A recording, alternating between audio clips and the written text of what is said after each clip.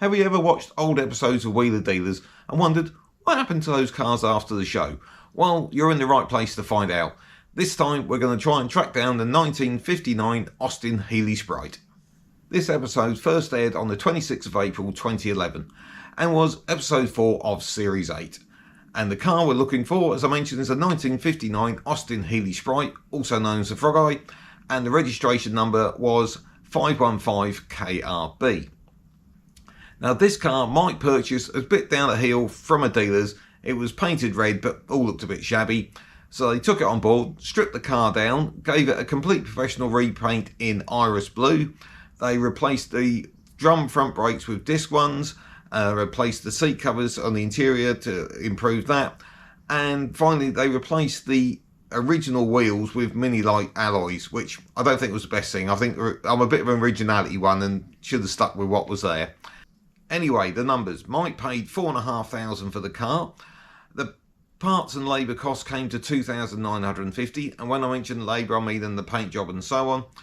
And then they sold it for £8,600, which left them a profit of £1,125. Now look at what this car's worth today. According to the Practical Classics magazine, this car in condition 1 would be worth £14,500, which gives them an uplift from the original one of £5,900 compared to what they sold it for. So the bit you're really interested in, what happened to this car after the show? Well, delving into the web archive, I found an advert for it on mgmidgets.co.uk, which is the website for Mike Authers Classic Cars. And it was up for sale there for £11,750. Basically spec'd as it was in the show, but did include a brand new hood, which if you remember at the end of the show, the person buying it, who funny enough was also called Mike, and yes, it's the same Mike. So Mike bought it from the show to retail through his garage, and he did obviously buy the hood, which he mentioned needed replacing.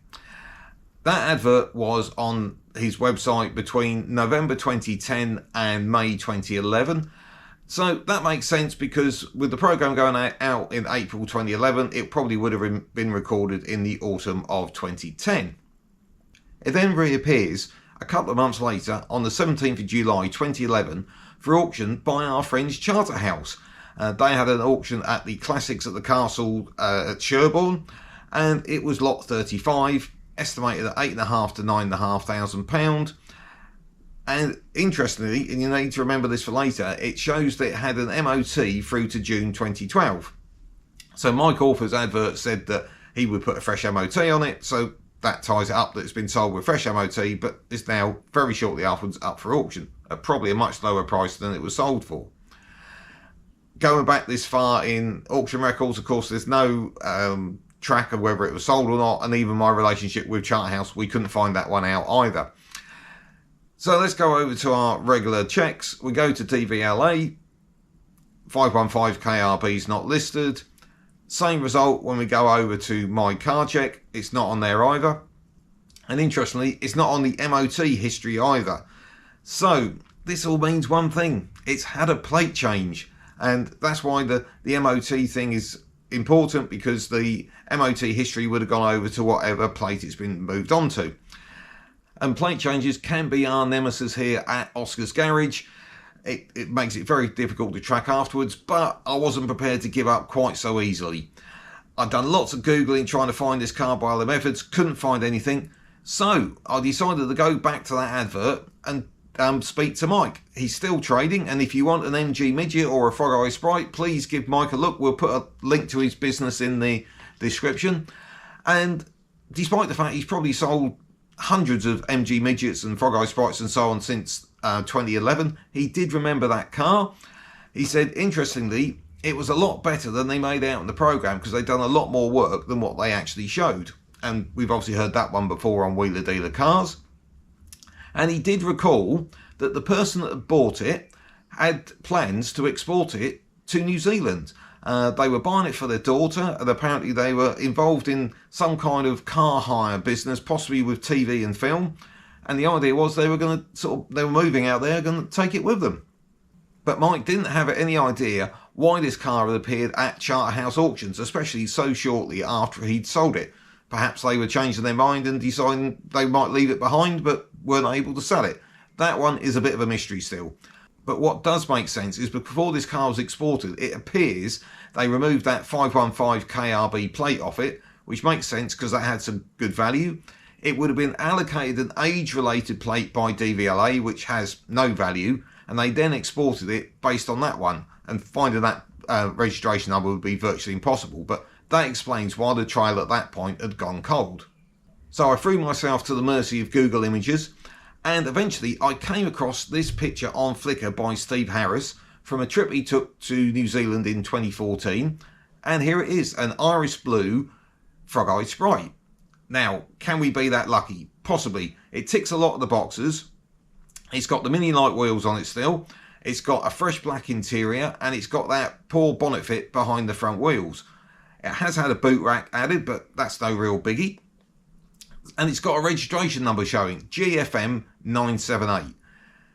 Now, the first port of call with this was to see how New Zealand regs are issued.